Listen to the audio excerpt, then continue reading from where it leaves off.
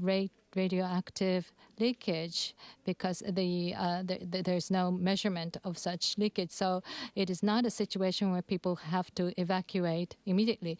But the government has been cautious and had taken this measure to issue this emergency. This is the first time to issue such emergency, yes, declaration. In 1999, when in Tokai village, there was a subcritical accident that took place and radioactive leakage was observed. So this is an act that was made based on that experience then.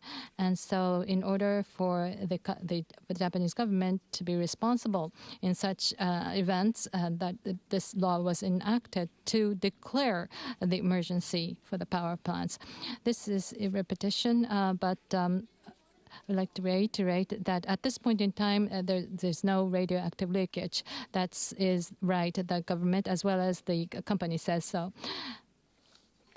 Fukushima Prefecture's Tokyo Electric Company's #1 nuclear reactor. According to the officials, all of the emergency electric generator to cool the reactor safely has been shut down, and there is not enough electricity to continue to cool the reactor. Therefore, the government has declared a nuclear emergency state at this moment. According to the Nuclear Disaster Special Measures Law, the government is calling on people within the region to exercise calm. Regarding this nuclear emergency state, once the radioactivity material and the gauge reaches a higher than given standard, and also if the water level of the reactor increases and if the emergency cooler of the reactor fails to operate, it could lead to a nuclear disaster. Thus, according to the special measures law, the Prime Minister declares that it's an emergency situation and will call on people within the region to exercise caution. There will be a headquarters set up, and they will gather information, and the Senior Vice Minister of the METI and experts will be dispatched to the location, and on site there will be an anti-disaster basis called the Off-Site Center, and also there will be a joint operation for the nuclear disaster set up by the local governments and state. In case of an emergency, there could be a caution and specific measures such as to advise residents to remain indoors or to evacuate or to limit what they consume, such as food and beverages. But this is the very first time that this law has been enacted, and the state of nuclear emergency has been declared by the Prime Minister ever since the law was enacted in year 2000.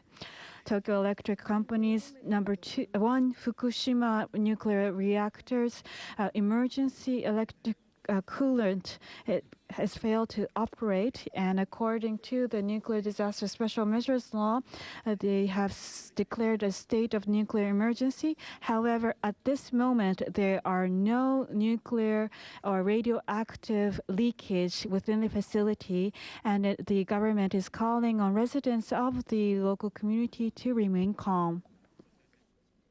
As we have been reporting this afternoon, it's already, now it's, nighttime, so we have to keep on looking for that, the survivors. Right. When it comes to tsunami, I think for our international viewers, the tsunami caused by 2004 Indian Ocean earthquake, I think that's very familiar to our international viewers. Now, compare with that one, how serious is this one? Well, that tsunami really, the magnitude was much, much higher than this 8.8. Well, slightly, below around the 9 magnitude of 9, and that was much bigger. And at that time, really, tsunami was large, but fortunately, this time, the tsunami height is 7 meters. In the Sumatra, more than 10 meters, something like 20 meters in the extreme case they observed. So in terms of the height, it's very, less than we expected. Yeah. How big do you think the whole damage will be eventually in the end? Well, I think really this key, the future of this earthquake is really widespread of the shaking and the damages. Especially, I think really this, now that this Tokyo, which is, affected by this earthquake and all the traffic being sort of stopped. So that is really the first time this Tokyo experienced such the halt of the traffic. And tonight, I think everybody have to stay in that the working place and no place to go back. So we need really good support of these elderly people who cannot go back home, and that is really one of the unique features of this aspect. Yeah. This is the first one that Tokyo or even Japan has ever experienced. Now, let's talk about the nuclear power plant. Do you have any concerns about the damage on that? Yeah, I think that they said they started lower than this nuclear the core, and they managed to lower down. But the one problem is that this cut of the electricity, and because of this the electricity, they cannot feed this water. So we have to really keep that cooling this nuclear plant. So in terms of the damage during the shaking, I think that it was okay. But I think really by putting this nuclear core into the cooling place, but we have to keep on cooling. So my concern is that this this cut of the electricity. Yeah. I was in Kobe City when the Kobe earthquake struck in 1995, yes. and the most the concern of people was liquidation that comes after the quake. Do you have any concerns of that liquidation regarding this earthquake? Yes, I think I can see that they predict the widespread of liquefaction, which is really the ground liquefy due to the shaking. And we have this Tohoku Shinkansen bullet train running along near the Sendai, and also many important roads. So, but I think because I told you before that the extent of damage is so large, and they need to assess how much the damage, and unless they clear out that damage, extensive damage to the infrastructure, railway, bullet train, electricity, they cannot reopen it. So really, how long we have to wait till this the traffic and all the electricity come back? That is my major concern there. Right, and another concern is, of course, aftershocks. Should we expect more aftershocks to come? Yeah, I think that's very hard to expect. But JMA they are observing this the number of the aftershock, and they said that it's not really decreasing as they want to have it. They said that the number of the aftershock is large, so we have to really watch out this the aftershocks. Yeah. All right, Professor, thank you so much for your perspective. I may have to ask you more questions later on, so please stay with us. Thank you. Now, prefectural police say at least 35 people have been confirmed dead so far.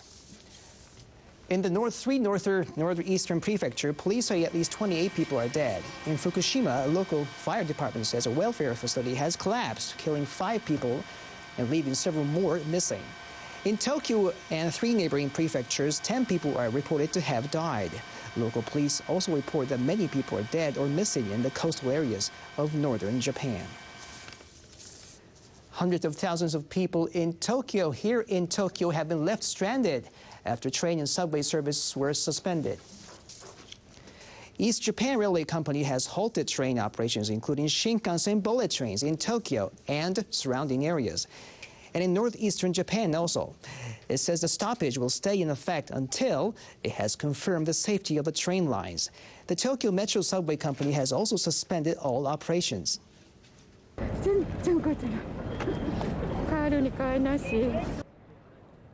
Narita International Airport near Tokyo has decided to remain closed for the time being. Haneda Airport in Tokyo has reopened all its runways after ensuring they were safe for takeoff and landings, but flight schedules have been disrupted. Most highways connecting Tokyo with northeastern parts of Japan have been closed. Some bus companies have resumed operations in Tokyo. Company officials say they are considering offering extra bus services if train operations remain shut down. And in large parts of Japan, the power supply has been disrupted. More than 4 million buildings in Tokyo and surrounding areas lost power soon after the quake hit, and many places remain in the dark. Another 4.5 million homes and buildings in the northeastern part of the country have also been hit by a power failure. Phone lines and cell phone signals have been disrupted over wide areas. Now here are other news making headlines today. The embassies of China and South Korea and the representative office of Taiwan in Japan have established telephone helplines exclusively for their nationals after Friday's major earthquake. The Chinese embassy helpline numbers for Chinese who are injured or distressed are 090-7835-2685, 090-4830-5150, and also 080-1138-9673. The South Korean embassy advises South Koreans in need of help to call one of the following numbers: 03-3454-4616, 03-3454-5026, 090-1693-5773, or 090-4544-6602. The helpline numbers of Taiwan Representative Office in Japan are 080-6552-4764 and also 080-6557-8796. The U.S. Geological Survey says this earthquake is the 7th with a magnitude of 8.8 or above, I should say, to have occurred in the world since 1900. The most recent one occurred in Chile in February 2010. Its magnitude of 8.8 was equivalent to the one that hit northeastern Japan today. The largest recorded earthquake hit Chile in 1960 with a magnitude of 9.5, killing over 1,600 people. It triggered a gigantic tsunami across the Pacific Ocean that claimed 142 lives in Japan. The second largest quake occurred in Alaska in 1964 with a magnitude of 9.2. Third in terms of magnitude was the 9.1 quake off Sumatra, Indonesia in 2004. The huge tsunami that followed brought devastation across the Indian Ocean with a total death toll reaching 220,000. The country's most powerful earthquake on record with a magnitude of 8.8 struck northeastern Japan on Friday, generating massive tsunami waves along broad areas of the Pacific coast. Japan's meteorological agency says the quake struck at 2:46 p.m. off the coast of Miyagi Prefecture. It originated an estimated 24 kilometers below the surface. This was followed by major aftershocks, one of which was a magnitude 7.4. It originated off the coast of Ibaraki Prefecture, some south of the first quake. A series of tsunami continues to wash ashore. An over 7.3-meter high tsunami hit a port in Fukushima Prefecture. Tsunami were observed in many other places, including Tokyo. Major tsunami alerts remain in place for many other parts of the country, with the highest waves possibly reaching over 10 meters. Meteorological officials warn that tsunamis several times higher than forecast could hit repeatedly in some places. Prefectural police say at least 38 people have been confirmed dead so far. In the 3 northeastern prefectures, police say at least 28 people are dead. In Fukushima, a local fire department says a welfare facility has collapsed, killing 5 people and leaving several more missing. In Tokyo and 3 neighboring prefectures, 10 people are reported to have died. Local police also report that many people are dead or missing in the coastal areas of northern Japan. Extensive damage has been reported across Japan after the powerful earthquakes. In Miyagi Prefecture in the north of Japan, buildings and cars have been left submerged in the cities hit by repeated tsunamis. In Sendai City, a tsunami reached as far as 10 kilometers inland. More than 20,000 households have been ordered to evacuate in the prefecture. In Kesenuma City, several hundred people have evacuated to a local school. 1/3 of the school's gym is submerged, and people are staying on the 3rd floor of the school building. Police say an unknown number of people are missing in many cities where tsunami waves up to 7 meters tall swept through low-lying coastal areas. Sendai Airport is also submerged. There you go. Here is the picture of Sendai Airport.